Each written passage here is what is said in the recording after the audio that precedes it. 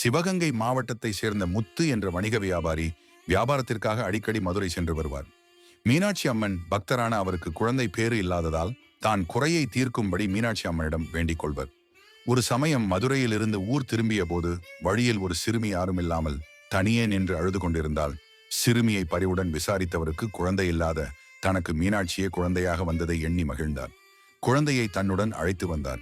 அங்குள்ள குளக்கரையில் குழந்தையை அமர வைத்துவிட்டு நீராட சென்றார். திரும்பி வந்து பார்க்கும் போது குழந்தையை காணவில்லை. இதனால் மனம் வருந்தியவர் வருத்தத்துடன் வீட்டிற்கு சென்று நடந்ததை மனைவியிடம் கூறினார். இருவரும் தங்களுக்கு கிடைத்த குழந்தை சென்றதை எண்ணி வருத்தத்துடன் உறங்க சென்றனர். அன்று இரவு அம்மன் கனவில் தோன்றி, சிறுமியாக வந்தது நானே. நான் தோன்றிய கள்ளிக்காட்டில் என்னை மாரியாக வழிபட்டு வா, எல்லோருக்கும் தேவையானதை அருள்வேன் என்றார். அதன்படி அதே இடத்தில் ஆற்று மணலில் மாரியம்மனை வடிவமைத்து வழிபட்டனர். சிறுமியாக வந்து கன்னி தெய்வமாக நின்று தாயுக்கும் தாயக காத்து வருகிறாள் தாயமங்கலம் முத்துமாரியம்மன்.